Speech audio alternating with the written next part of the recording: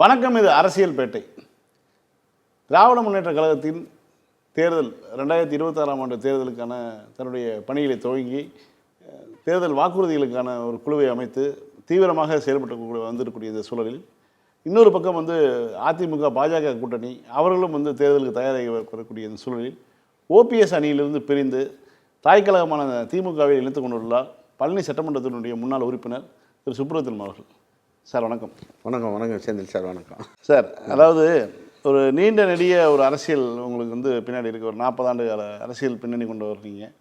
இந்த முடிவை நீங்கள் எடுப்பதற்கான காரணம் என்ன? திமுக, அதாவது ஒரு அதிமுகவில் இருப்பவங்க, ஒரு அதிமுகவோட எடப்பாடியோட பிரச்சனையாகி வெளியே போகிறவங்களாக இருக்கட்டும், இதுக்கு முன்பாக ஜெயலலிதா ஜானகின்னு ஒரு பிரச்சனையாகி வெளியே போனவங்க மீண்டும் அதிமுகவுக்குள்ள ஐக்கியமானவர்கள் தான் அதிகம் பேராக இருக்கும். திமுகவுக்கு வந்தவங்க சொற்பமாக இருப்பால் இன்றைக்கி அவர்கள் நல்லா இருக்காங்க, அது வேறு விஷயம். ஆனால் நீங்கள் இந்த முடிவை எடுப்பதற்கான காரணம் என்ன சார்? திமுக அவங்க சாய்ஸாக இருப்பதற்கான காரணம் இல்லை. திராவிட இயக்கங்களின் தாய் வீடு திராவிட முன்னேற்ற கழகம் தான்.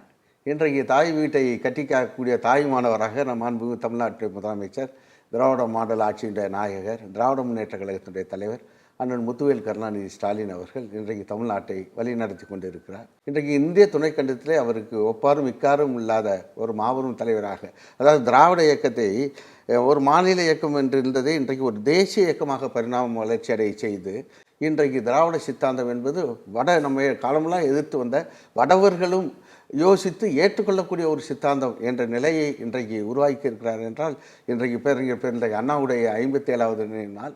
அந்த நினைவு நாளில் இன்றைக்கு தலைவர் பேரறிஞர் அண்ணாவுடைய நினைவு நாளை போற்றக்கூடிய வகையிலே ஒரு அற்புதமான வைர வரிகளை வெளியிட்டு இருக்கிறார். இன்றைக்கும் தமிழ்நாட்டை ஆள்வது அண்ணா தான், தமிழர்கள் மனச்சாட்சி அண்ணா தான். எனவே ஒரு மனச்சாட்சி உத்தரவிடக்கூடியதைத்தான் நாம் செய்வோம். எனவே அந்த மனச்சாட்சி ஆளுகிறவர்களை, குறிப்பாக எனக்கு உத்தரவிடுகிற வரை நமக்கு வழிகாட்டியாகவும் நாட்டை ஆள்பவராகவும் பேரறிஞர் அண்ணா தான் இருக்கிறார் என்று தலைவர் இன்றைக்கு சொல்லி இருக்கக்கூடிய ஒரு புகழஞ்சி என்பது சால பொருத்தமுடையதாகும்.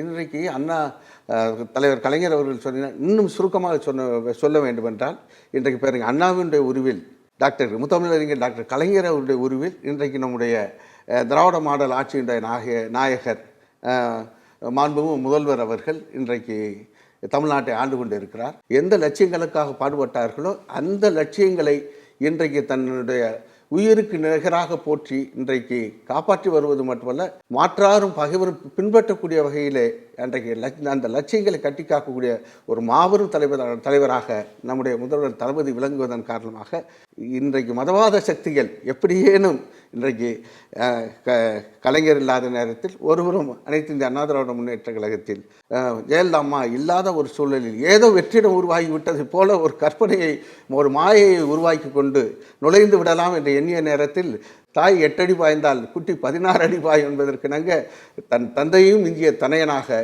இன்றைக்கு திராவிட இயக்க லட்சியங்களை கட்டி காக்கக்கூடிய ஒரு மாபெரும் தலைவர் அண்ணன் தளபதியார் அவர்களுடைய தலைமையில் இணைந்து செயல்படுவது தான் உண்மையான திராவிட இயக்க உணர்வாளன் ஒவ்வொருவரும் செய்ய வேண்டிய காரியம் என்ற அடிப்படையில் இன்றைக்கு எனக்கும் அந்த குடும்பத்தில் திராவிட இயக்க குடும்பத்தில் என் தந்தை ஒரு நடுநிலைப்பள்ளி தலைமை ஆசிரியர், திராவிட இயக்கத்தில் முழுவதும் தன் வாழ்நாள் லட்சியமாக பின்பற்றியவர். எனவே அந்த வகையில் நாம் திராவிட இயக்க லட்சியங்களுக்கு நம்மால் இயன்ற ஒரு சேவையை செய்வதற்கு சால சிறந்த தலைமை நம்முடைய முதல்வருடைய தலைமை என்ற அடிப்படையில் மகிழ்வோடு ஒரு நல்ல முடிவு எடுத்து எஞ்சிய காலம் முழுவதும் தலைவருக்கு ஒரு சேவகனாக இருந்து திராவிட முன்னேற்ற கழகத்தில் பணியாற்ற வேண்டும் என்று என்னை தலைவரின் ஒப்படைத்துக் கொண்டு இதே கருத்துக்களை தான் இதற்கு முன்பாக உங்களுக்கு முன்பாக தன்னை இணைத்து கொண்ட சட்டமன்ற உறுப்பினராக இருந்த திரு மனோஜ் பாண்டியன் அவர்கள் சொன்னார். ஆமாம், திராவிட இயக்கத்தினுடைய கொள்கைகளை நடைமுறைப்படுத்துவதற்கு இன்றைக்கு ஆள் இல்லை அப்படிங்கிற ஒரு விஷயத்தை அவர் சொல்லி தான் சொன்னார். நீங்கள் ஒரு மனமாற்ற ஒரு அணியில் இருக்கீங்க, ஒரு கட்சியில் தான் இருக்கீங்க, அதிமுகங்கிற கட்சியில் இருக்கீங்க. மனமாற்றத்துக்கான காரணங்களாக எதை பார்க்க? இல்லை, மனமாற்றத்துக்கான காரணங்கிறது எங்களுக்கு ஜெயலலிதா அம்மாவுடைய மறைவிற்கு பிறகு இன்றைக்கு பாரதிய மதவாத சக்தியினுடைய தலைமை பீடமாக இயங்கக்கூடிய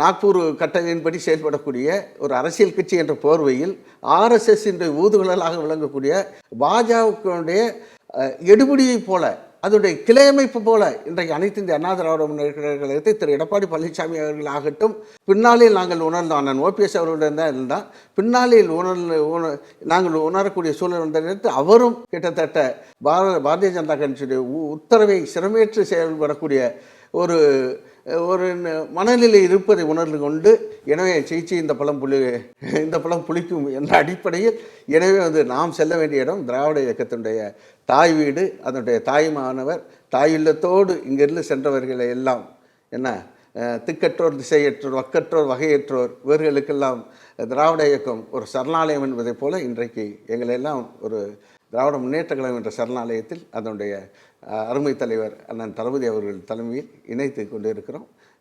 இந்த லட்சியங்களை காப்பாற்ற வேண்டும். இன்றைக்கு ஊர் வந்திருக்கிறது சார். இன்றைக்கு திராவிட இயக்க லட்சியங்களுக்கு ஊர் வந்திருக்கிறது.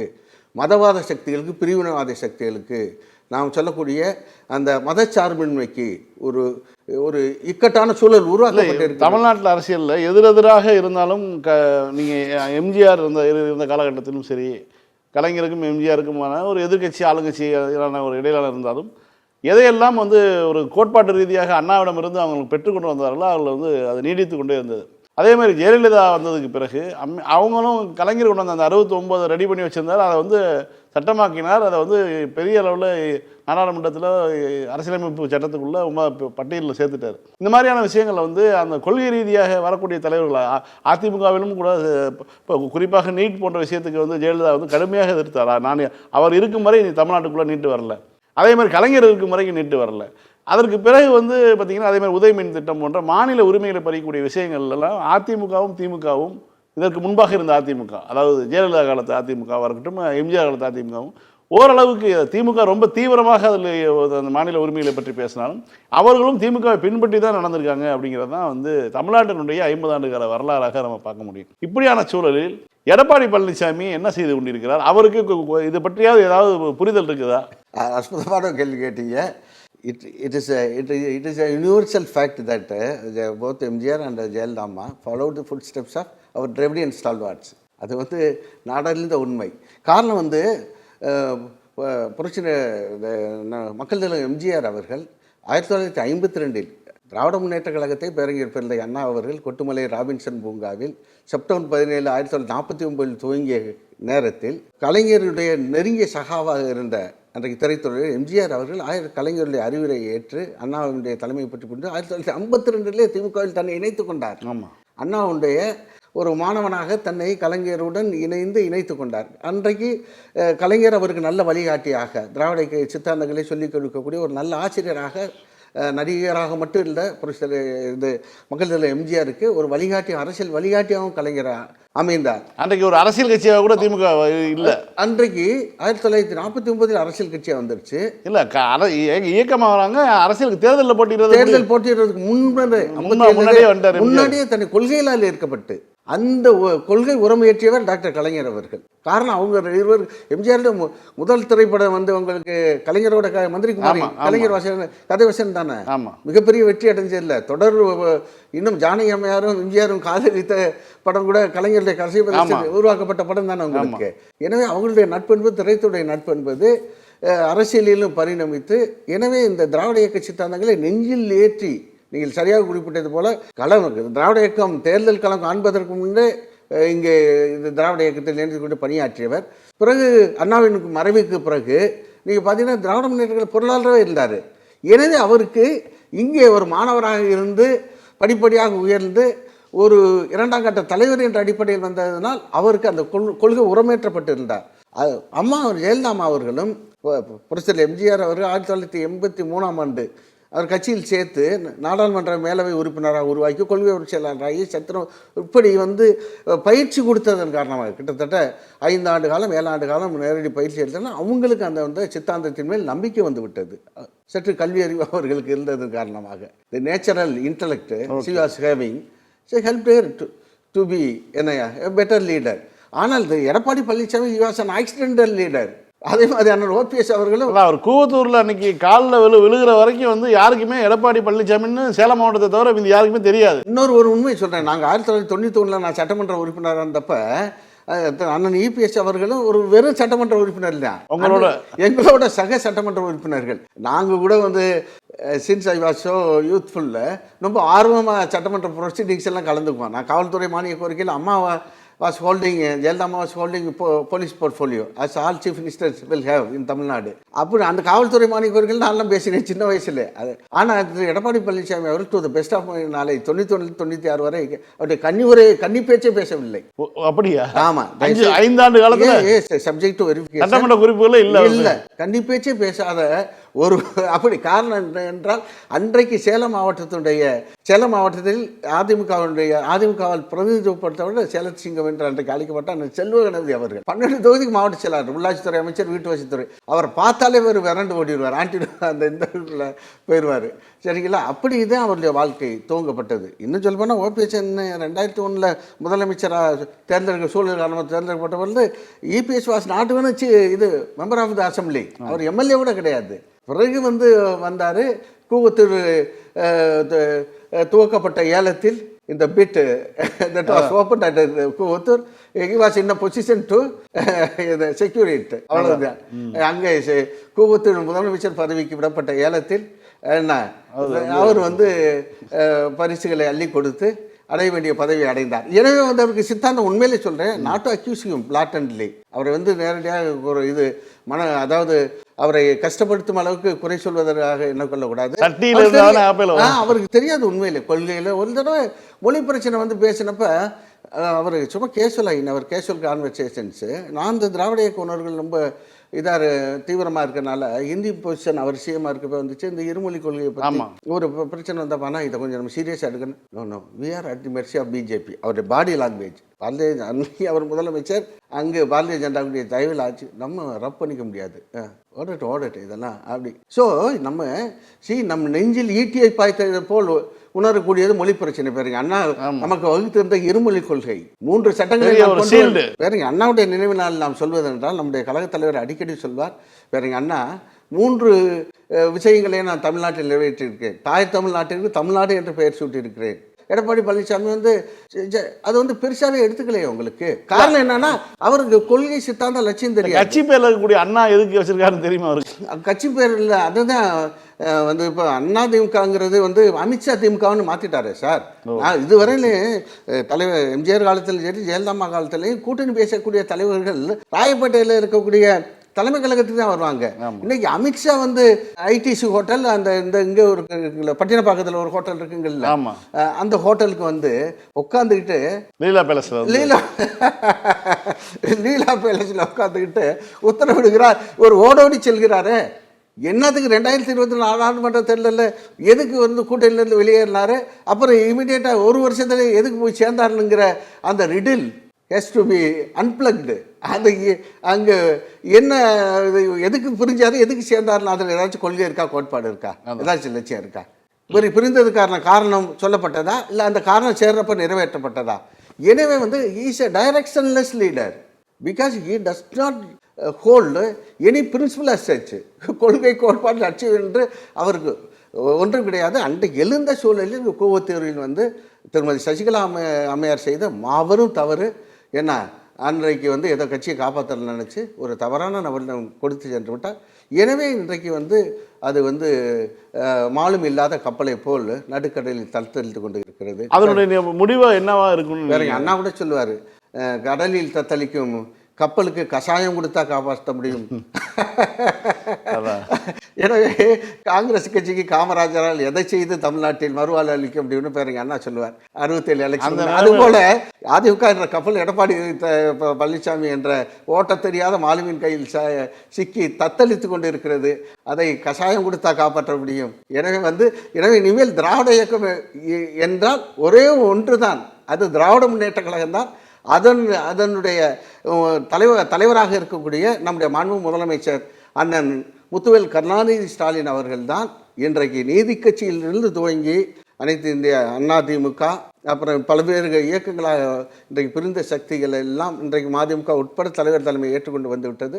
காலப்போக்கில் அங்கே இருக்கக்கூடியவர்கள் உணர்ந்து திராவிட இயக்க லட்சியங்களின் கோட்பாடுகளையும் காப்பாற்றக்கூடிய ஒரே தலைவர் நம்முடைய மாண்பு முதல்வர் திராவிட முன்னேற்ற கழகத்தினுடைய தலைவர் அண்ணன் தளபதி அண்ணன் அவர்கள்தான் என்ற ஒரு சூழல் உருவாகி திராவிட இயக்கம் ஒரே இயக்கமாக வரும். அது திமுகவாகத்தான் இருக்கும் என்பதுதான் தமிழ்நாட்டு மக்களுடைய எதிர்கால முடிவாக இருக்கும். இப்போ உங்களுக்கு அதிமுக இருக்கக்கூடிய பழைய நண்பர்கள் பேசுகிறாங்களா? நீங்கள் எடுத்த முடிவை பற்றி என்ன சொல்கிறாங்க? முடிவுகள் பலரும் வரவேற்கிறாங்க.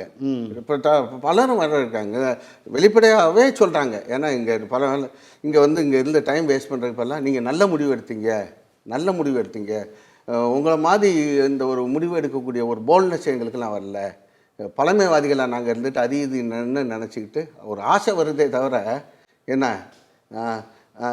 ஆசையோ கலெக்டர் ஆவதற்கு யோகம் தாசில்தார் கூட இல்லைன்ன மாதிரி எங்களுக்கு ஆசை இருக்குது. ஆனால் அந்த முடிவு எடுக்கக்கூடிய தைரியமும் தெம்பு வரல. நல்ல முடிவு எடுத்தீங்க, நீங்கள் நல்லா இருங்கண்ணா, கரெக்டான. ஏன்னா இப்போ எல்லாருமே சார், நீங்கள் பயிற்றுவிக்கப்பட்டவர்கள் திராவிட இயக்கத்தில் நம்ம அந்த மொழிக் கொள்கை, இன உணர்வு, தாய்மொழி உணர்வு, சமத்துவம், சகோதரத்துவம், மதச்சார்பின்மை, இந்த சித்தாந்தங்களே நம்ம சின்ன வயசுலேருந்து கேட்டு கேட்டு பழகி வந்தவங்க தான் இந்த திராவிட இயக்கத்தில். எனவே இந்த பிஜேபிங்கிற ஒரு சக்தி, எடப்பாடி பழனிசாமி என்கிற ஒருவரை, ஒரு பொம்மையை வைத்துக்கொண்டு இங்கே அந்த அதிமுகவை அழித்து அந்த இடத்தை உட்கார எண்ணுவதை ஒவ்வொரு அதிமுக தொண்டனும் உணர்ந்து இருக்கிறார். எனவே அந்த இடத்தை நாசகார சக்தியான பிஜேபிக்கு விட்டு கொடுப்பதை விட நாம் எல்லாம் திராவிட முன்னேற்ற கழகத்தின் தலைமையில் இணைந்து திராவிட முன்னேற்ற கழகத்தை வலுப்படுத்தும் வரைதான் கடைசி தமிழன் உள்ளவரை எந்த லட்சியங்களுக்காக, கோட்பாடுகளுக்காக திராவிட இயக்கம் ஆரம்பிக்கப்பட்டதோ அந்த தந்தை பெரியார், பேரறிஞர் அண்ணா, டாக்டர் கலைஞர், இன்னும் சொல்லப்போனால் அதிமுகவுடைய நிறுவனத் தலைவர் மக்கள் தலைவர் எம்ஜிஆர், அம்மா போன்றவர்களெல்லாம் கட்டி காத்த லட்சியங்களை காப்பாற்ற திராவிட முன்னேற்ற கழகம் நிலைத்திருக்க வேண்டும், அதனுடைய தலைவருடைய கரங்களை வலுப்படுத்த வேண்டும் என்பது தான் இன்றைக்கு அதிமுகவுடைய மனச்சாட்சி உள்ள ஒவ்வொரு தொண்டனும் எண்ணுகிறார். ஆனால் ஒரு எதிர்கட்சி தலைவராக அல்லது அதிமுக தலைவராக தினமும் தமிழ்நாட்டில் சட்டம் ஒழுங்கு சரியில்லை, அது சரியில்லைன்னு அறிக்கை விட்டுக்கிட்டே இருக்கு சார். இதை பற்றி அதாவது உங்களுக்கு சாத்தான் வேதம் விடக்கூடாது. இவர் என்ன சட்டம் ஒழுங்கு லாரி எக்ஸாம்பிளில் அங்கே தூத்துக்குடியில் ஸ்டெர்லைட் பிரச்சனை கொழுந்து விட்டு எரியுது. ஒரு முதலமைச்சர் இங்கே ஒரு சின்ன பிரச்சனைன்னா, ஒரு சாதாரண வெள்ளம் வருது, முதலமைச்சர் நேரடியாக எழிலகத்தில் இருக்கக்கூடிய டிசாஸ்டர் மேனேஜ்மெண்ட்டு சென்டருக்கு போகிறாரு. அங்கேயே உட்காந்து பாசிங் ஆன் ஆர்டர்ஸு. அது மட்டும் இல்லை, நேரடி நமக்கே பயமாக இருக்குது. அங்கே செம்பரம்பாக்கம் ஏரிக்கான நேரத்தில் போகிறாரு, முதல்வர் செல்கிறார், இளந்தலைவர்கள், துணை முதல்வர் செல்கிறார். ஏன்னா கடை உடைச்சிக்கிட்டா என்ன ஆகுமோங்கிறத பற்றி அந்த அச்சம் இல்லாமல் தமிழ்நாட்டு மக்களுடைய நல்வாழ்வு தான் முக்கியம் என்ற அடிப்படையில் விரைந்து செயல்படக்கூடிய முதலமைச்சர் இங்கே தான் எத்தனை நாள் அந்த ஸ்டெர்லைட் பிரச்சனை ஓடிக்கிட்டு இருக்கு, 3 மாதமாக. இவர் போய் நான் சேலத்தில் படுத்திருந்தேன், 13 பேரை சுட்டு கொண்டுட்டாங்க சார்.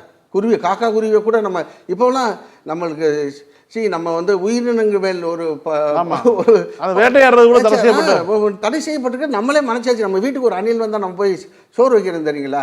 அணில் காம்பவுண்டில் வந்துருச்சுன்னா போய் வாழைப்பழத்தை பிதிக்கி, பிள்ளை கூட ஒரு தாய் வாழைப்பழத்தை அவ்வளோ வேகமாக போய் கொடுக்க மாட்டா, ஒரு அணில் வந்தால் போய் அந்த மாதிரி உயிரினங்கள் மேல் ஏன்னா இது வள்ளலால் வாழ்ந்த பூமி, வாடிய பயிரை கண்டபோலாம் வாடினேன் என்ற வள்ளலால் ராமலிங்க சுவாமிகள் வாழ்ந்த பூமி. அந்த இதில் மனிதனை ஒரு காவல்துறை அதிகாரி 13 பேரை காக்கா உருவியை சுட்ட மாதிரி சுட்டு தூக்கி எறியினா, இதை பற்றி கேட்டால் எனக்கு தெரியாது, நான் சேலத்தில் அயர்ந்து தூங்கிட்டேனே, டிவி பார்த்தோம்னால எனக்கு தெரியும்னு சொன்ன ஒரு நபர் சட்டம் ஒழுங்குங்கிற வார்த்தையை பயன்படுத்துவதற்கு மன்னிக்க வேண்டும், அவருக்கு அருகதை இல்லை. அதைத்தான் நான் சொல்வேன். இதை விட தமிழ்நாட்டில் இவ்வளோ சீரான சிறப்பான சட்ட ஒழுங்கு எங்கே காப்பாற்றப்பட்டு இருக்கிறது? இங்கே நடந்தேறி எந்த ஒரு அரசாங்கம்னாலும் 8 கோடி மக்கள் இருக்கக்கூடிய இடத்தில் சில தவறுகள் நடக்கும். ஆனால் தவறுகள் மேல் அரசு நடவடிக்கை எடுத்ததா என்பதுதான் கேள்வி. அது 24 மணி நேரத்தில் குற்றவாளிகள் கைது செய்யப்பட்டு தண்டிக்கப்பட்டு இருக்கிறார்கள். மாண்புமிகு முதலமைச்சர் அவர்கள் தலைமையில் இருக்கக்கூடிய காவல்துறை விரைந்து செயல்படுவது மட்டுமல்ல, மிகவும் துடிப்புடனும் பாதிக்கப்பட்டவர்களுக்கு நியாயம் வழங்கக்கூடியவர்களும் குற்றவாளியை தண்டித்து அவனுக்கு அவனை ஒடுக்கக்கூடிய நடவடிக்கைகள் மிக தெளிவாக இன்றைக்கு செயல்பட்டு அமைதி பூங்காக இன்றைக்கு தமிழ்நாடு மீட்டெடுக்கப்பட்டு இருக்கிறது என்றால் 10 ஆண்டு காலம் எடப்பாடி போன்றவர்கள் அலங்கோல ஆட்சியில் மீட்டெடுக்கப்பட்டு அமைதி பூங்காக இன்றைக்கு மாற்றப்பட்டு இருக்கிறது என்றால் the political acumen and administrative capacity அவர் incumbent chief minister honourable Thalapathi ஹாரிஸ் ஹோல்டிங் மெயின்டைனிங் அவர் நடத்தி வரக்கூடிய திறமிகுந்த ஒரு ஆட்சியின் காரணமாகத்தான் இன்றைக்கு சட்டம் ஒழுங்கு நிலைநாட்டப்பட்டு தமிழ்நாடு அமைதி பூங்காக விளங்குகிறது. அதற்காக தமிழ்நாட்டு மக்களின் சார்பாக நம்முடைய முதல்வருக்கு நன்றியை தெரிவித்துக் கொள்கிறேன் உளப்பூர்வமாக. இந்த 4.5 ஆண்டுகளுக்கு மேலாக ஆட்சி நடைபெற்று வருகிறது. எப்படி இந்த ஆட்சியினுடைய ஒரு இது பார்க்குறீங்க சார்? இந்த நம்முடைய எதிர்பார்த்தீங்களா இப்படி ஒரு ஆட்சி நடக்கும்னு எதிர்பார்த்தீங்க? உண்மையிலே இல்லை சார். இது வழக்கமாக இருக்கக்கூடிய ஆட்சிகள்ல இருந்தால் ஆட்சிகளை போல் தான் தொடரும் என்று தான் எதிர்பார்க்கப்பட்டது. 21 இப்படி தான் இருக்கும். இப்படி தான் இருக்கும் வழக்கமான இது தான் அப்படின்ற. It will be a continuation of the இது எக்ஸ்டென்ஸ் ஆஃப் ரூல்ஸ் அப்படிங்கிற மாதிரி தான் நம்ம ஆனால் வந்து அண்ணன் தளபதி அவர்கள் முதலமைச்சராக பொறுப்பேற்ற நாளிலிருந்து சார் அன்னைக்கு வந்து கொரோனா கொடூரமாக இருக்குது சார். உச்சம். தன் உயிரை துச்சமனம் மதித்து கோயம்புத்தூர் சென்று அந்த உடையை மாற்றிக்கொண்டு கொரோனாவால் பாதிக்கப்பட்ட நோயாளிகளை பற்றி உடனடியாக பாதிக்கப்பட்ட ஒவ்வொருவருக்கும் 4000 ரூபாய் நிவாரணத் தொகைகள் வழங்கி அத்தனை பேருக்கு மருத்துவ உதவிகளை எல்லாம் செம்மைப்படுத்தி மேன்மைப்படுத்தி உத்தரவுகள் போட்டு அன்றைக்கே உயிர் காக்கக்கூடிய நடவடிக்கையில் தன்னை ஈடுபடுத்தி கொண்டார், தன் உயிரை துச்சமனம் மதித்து. அதற்கு பிறகு மக்கள் நல திட்டம் in welfare state people must feel that they are getting benefits from the government. அரசுடைய திட்டங்கள் இன்றைக்கு 8 கோடி தமிழர்கள் வீட்டில் ஒவ்வொரு எந்த வீட்டையும் நம்முடைய தளபதியார் அவர்கள் தலைமையிலான ஆட்சியுடைய திட்டங்கள் செல்லாமல் இல்லை. ஏதோ ஒரு வகையில் 8 கோடி தமிழ் மக்களும் ஒரு அரசினுடைய உதவியை பெற்றுக்கொண்டு இருக்கிறார்கள். ஒன்று கிளாசிக் எக்ஸாம்பிள், இப்போ நம்ம நடந்து முடிந்த பொங்கல் திருநாள், தமிழர் திருநாள் உற்சாகமாக நம்முடைய முதல்வரே வந்து கொண்டாடி நமக்கெல்லாம் வழிகாட்டியாக இருக்கக்கூடிய திருநாளில் பாருங்கள், பொங்கல் இது சிறப்பு பரிசு கொடுத்தாருங்களா? ஆமாம். எவ்வளோ? 3000 ரூபா கொடுத்தாரு. அதுபோக மகளிர் உரிமை தொகை 1000 ரூபா போயிடுச்சா? ஆமாம். அப்புறம் பொங்கலுக்கு வந்து பரிசு வேஷ்டி சேலை போயிடுச்சா? ஆமாம். அது ஒரு 1000 ரூபா போயிடுச்சா? 5000 ரூபா ஆயிடுச்சா? கரும்பு அது ஒரு அமௌண்ட்டு போயிடுச்சுங்களா? அந்த வீட்டில் நம்ம தமிழருக்கு ஒவ்வொரு வீட்டிலையும் நம்முடைய கல்வியில் இன்றைக்கு புரட்சி நம்முடைய தலைவர் உருவாக்கி கொண்டிருக்கார். இது புதுமை பெண் திட்டத்தின் மூலம் படிக்கக்கூடிய மாணவிக்கு 1000 ரூபா போயிடுச்சா? தமிழ் புதல் திட்டத்தின் மூலம் 1000 ரூபா போயிடுச்சா? மினிமம் ஆவரேஜ் இருந்தால் ஒரு குடும்பத்துக்கு 6000 ரூபா போயிருக்கு சார். எனவே இந்த அடித்தளம் விட்டது வந்து கிராம பொருளாதாரத்தை உயர்த்தியது வந்து இந்த 1000 ரூபா மகளிர் கொடுக்குறாருல்ல சார். இப்போ ஒரு பெரிய ஒர்க் பண்ணியிருக்கு, மிகப்பெரிய அளவு சார், மிகப்பெரிய அளவு. நான் கட்டியக்கராஜ் party lines I am telling you it has created marvellous impact on the public. அதனால் வந்து ஒவ்வொரு சார் ஏழை பணக்காரங்க வித்தியாசம் இல்லாமல் எல்லாருக்குமே கிட்டத்தட்ட கிடைக்குது சார் அவங்களுக்கு. அப்புறம் முதியோர் உதவித்தொகை டிசர்விங் அத்தனை பேருக்கு முதியோர் உதவித்தொகை வீடு தேடி அத்தனை வழங்கப்படுகிறது. தலைவரும் இளந்தலைவர் டெப்டி சிஎம்மும் ரெவ்யூ மீட்டிங்ஸு. ஆமாம் சார் தமிழ்நாட்டு வரலாற்றில் சார் எனக்கு 1984 நான் மெட்ராஸ் கிறிஸ்டின் காலேஜில் எம்ஏ படித்த காலத்துலேருந்து நான் வந்து நேரடி அரசியலுக்கு, இன்னும் சொல்லப்போனால் நான் சென்னை கிறிஸ்துவ கல்லூரியில் வந்து தமிழ் மன்ற செயலாளராக இருந்தப்போ டாக்டர் கலைஞர் அவர்களை அழைத்து சென்று அங்கே வந்து எங்கள் தமிழ் மன்றத்தில் விழாவில் பேச வச்சேன். அதில் என்னென்னா ஒரு சின்ன நிகழ்வு, அது 86 உள்ளாட்சி தேர்தல் நடந்துச்சு, நீண்ட நாள் நடக்கும் மக்கள்.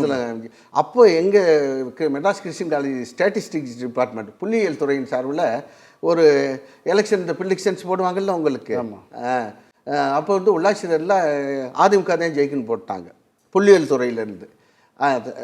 அப்போ வந்து பார்த்தீங்கன்னா டிஎம்கே என்மாசா ஜெயிச்சுட்டு வந்துச்சு, நகராட்சி ஃபுல்லாக கம்ப்ளீட்டாக ஸ்வீப் பண்ணிட்டு வந்துச்சு, கிராமங்கள்லேயும் 50% வந்துருச்சா.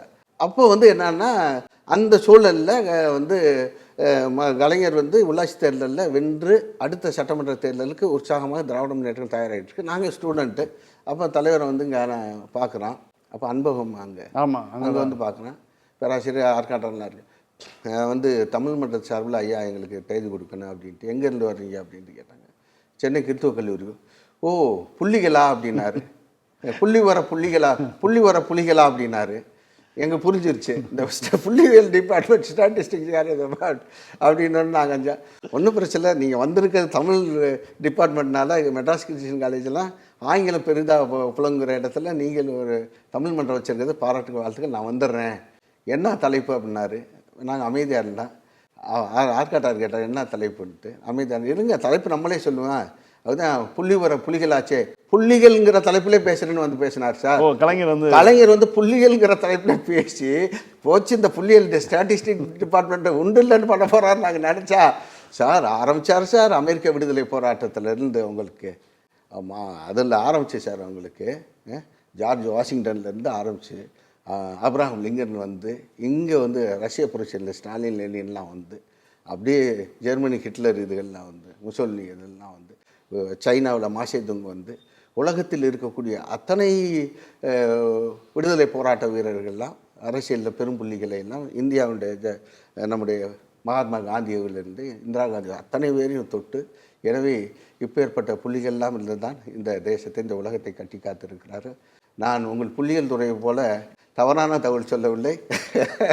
அப்படி நீங்கள் உலகில் நடந்த உண்மையான தகவல்களை நான் சொல்கிறேன் என்று பேசி பார்த்தீங்கன்னா, அந்த கிறிஸ்டின் காலேஜில் எல்லாம் English. Even the trees of Christian college will speak in இங்கிலீஷ்னு சொல்லுவாங்க. அது மாதிரி அங்கே வீட்டில் இருக்கக்கூடிய அப்படி இருக்கல வந்து சார் உங்களுக்கு மிகப்பெரிய ஒரு அங்கே பொம்மல் நல்ல தம்பி நான் அந்த ஏரியாவில் இந்த பெரிய அவர் வந்து திமுக ஒரு 10,000 பேர் கூட்டிட்டாங்க சார்.